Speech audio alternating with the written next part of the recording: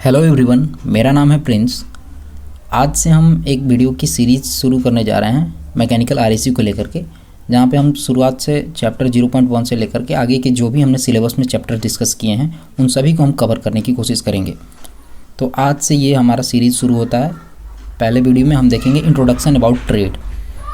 सबसे पहले हमें जानना होगा कि मैकेनिक का काम क्या होता है, एक आरएसी मैकेनिक का काम क्या होता है, या किसे हम आरएसी मैकेनिक कह सकते हैं।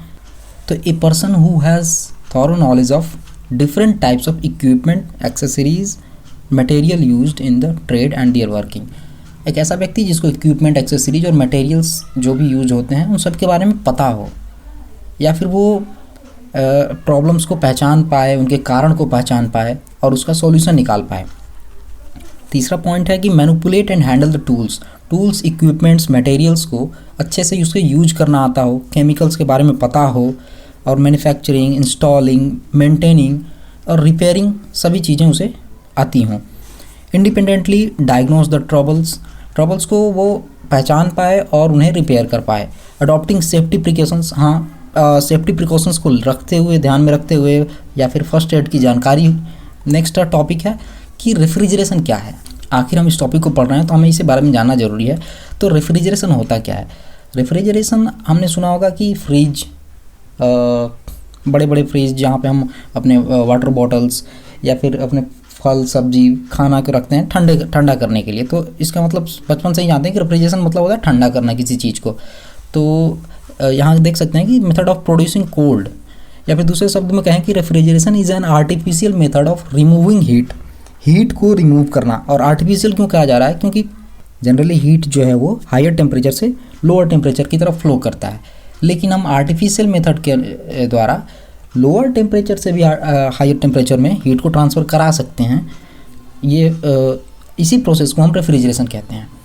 या फिर कहीं से भी हम अगर हीट को ट्रांसफ़र कराएं अपने मेथड से, अपने अनुकूल, उसे हम रेफ्रिजरेशन कहते हैं। अब more specifically refrigeration may be defined as the branch of science which deals with the reducing and maintaining their temperature, या तो टेम्परेचर को कम करना या मेंटेन करना below the temperature of surrounding. इसी को हम लोग रेफ्रिजरेशन कहते हैं। नेक्स्ट टॉपिक है एयर कंडीशनिंग।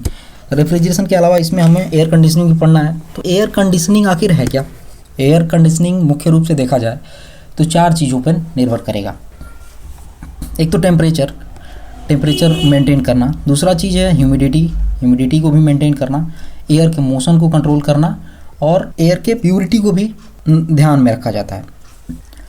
अब इसमें कुछ टर्म्स हैं, टॉपिक्स हैं जो जानना काफ़ी ज़रूरी है। जैसे टेम्परेचर को लेकर के क्या बात है। हमारा जो बॉडी है वो वार्म ब्लडेड, हम लोग वार्म ब्लडेड हैं, हमारा बॉडी जो है अपने आप को टेम्परेचर के अनुसार ढाल लेता है, लेकिन फिर भी हम फील करते हैं 22 डिग्री सेल्सियस, 25 डिग्री सेल्सियस के अराउंड काफ़ी कंफर्टेबल फील करते हैं। उससे अगर थोड़ा सा ज़्यादा टेम्परेचर हो जाता है एटमॉस्फेयर का तो हमें हॉट लगने लगता है, उससे कम हो जाता है तो हमें ठंडा लगने लगता है। तो अगर कहें कि बाहर का जो हवा गर्म है तो उसे कम करना पड़ेगा हमें कंफर्टेबल फील कराने के लिए। अगर बाहर की हवा ठंडा है तो उसे हीट करना पड़ेगा। अगर एक कमरे में टेम्परेचर ज़्यादा है तो उस कमरे से हमें हीट बाहर निकालना पड़ेगा उसके टेम्परेचर को कम करने के लिए। उसी प्रकार ह्यूमिडिटी भी एक फैक्टर है। तो ह्यूमिडिटी जनरली क्या होता है कि मॉइस्चर कितना है आपके जो आसपास की हवा है, आसपास के एयर मॉलिक्यूल्स हैं, उनमें मॉइस्चर कितना है, नमी कितना है। नमी बहुत ज़्यादा हो जाएगा तो ह्यूमिडिटी बढ़ जाएगा। हमारा जो शरीर है वो 40 से 60% ह्यूमिडिटी पे कंफर्टेबल फील करता है, तो उस चीज़ को भी मेंटेन करते हैं हम एयर कंडीशनिंग के थ्रू। रेफ्रिजरेशन में हम तो ये कंट्रोल नहीं करते हैं, लेकिन एयर कंडीशनिंग में हम ह्यूमिडिटी को भी कंट्रोल करते हैं। नेक्स्ट है एयर मोशन। एयर के मोशन को भी हम कंट्रोल करते हैं एयर कंडीशनिंग में, क्योंकि एयर का कुछ फ्लो होगा तो हमारे काफ़ी अच्छा फील होता है। आप देखते होंगे बहुत गर्मी हुआ रहता है, आपको पसीना हुआ रहता है, अगर वो बाहर से कोई थोड़ा सा हवा चल जाए तो काफ़ी अच्छा फील होता है। तो एयर का मोशन भी बहुत ज़रूरी है। एयर के मोशन के साथ साथ प्योरिटी ऑफ एयर भी ज़रूरी है, क्योंकि हम जो सांस ले रहे हैं, हम जो हवा ले रहे हैं अपने भीतर, उसका शुद्ध होना बहुत ज़रूरी है। अब नेक्स्ट हमारा टॉपिक है कि आखिर ये रेफ्रिजरेशन डेवलपमेंट हुआ कैसे। अगर हिस्ट्री की बात करें तो सबसे पहली बार 18th सेंचुरी में रेफ्रिजरेशन इंडस्ट्री का कमर्शियलाइजेशन कहें 18th सेंचुरी में हुआ था। अब early refrigeration was obtained by use of ice. अगर पहले की बात करें तो पहले आइस को हम लोग, क्योंकि यहाँ तो गर्म प्रदेशों में आइस तो जल्दी मिलता नहीं था, ठंडे प्रदेशों में लोगों ने देखा कि आइस को अगर आसपास रख दिया जाए तो जो उसके आसपास की चीज़ है वो ठंडी हो जाती है। तो चारों तरफ से अभी भी आप देखेंगे कहीं कहीं पे तो लोग ईंट को आसपास में रख करके उसके पास में थोड़ा सा पानी वगैरह डाल करके बीच में सब्जियां रखते हैं। तो ये भले ही आइस नहीं है लेकिन एक रेफ्रिजरेशन सिस्टम है पुराने समय का। अब यहाँ पे ऐसा लिखा है कि लोग लेक्स और पॉन्ड्स में जमे हुए आइस को काट लेते थे और समर के यूज के लिए रखते थे। तो वो ऐसे रख पाते थे कि उनके पास उन्होंने इंसुलेटेड स्टोर रूम्स बना रखे थे। इंसुलेटेड स्टोर रूम से हीट निकलता नहीं था और वो बर्फ़ जो है काफ़ी समय तक वहाँ रहता था। चूँकि हम काफ़ी ठंडे प्रदेश की बात कर रहे हैं, इधर की बात नहीं करते, इधर तो बर्फ़ पिघल जाएगा। अब थोड़ा सा टाइमलाइन देख लेते हैं कब कैसे क्या हुआ।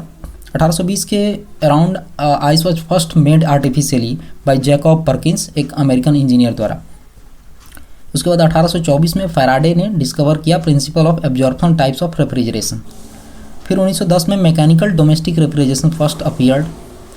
उसके बाद 1918 में कैल्विनेटर ने, एक कंपनी कैल्विनेटर, उसने पहली बार first automatic refrigerator for the American market, automatic refrigerator बनाया अमेरिकन मार्केट के लिए। वो काफ़ी बिका भी था उस समय। 1930 में एयर कंडीशनिंग ऑफ ऑटोमोबाइल्स भी चालू हो गया था और 1960 में the home air conditioning market experience ट्रेमेंडस growth. Home को एयर कंडीशनिंग देने के लिए, यानी कि हम एसी की बात कर लें तो 1960 से ही एसी वगैरह का यूज हो रहा है घर को ठंडा रखने के लिए।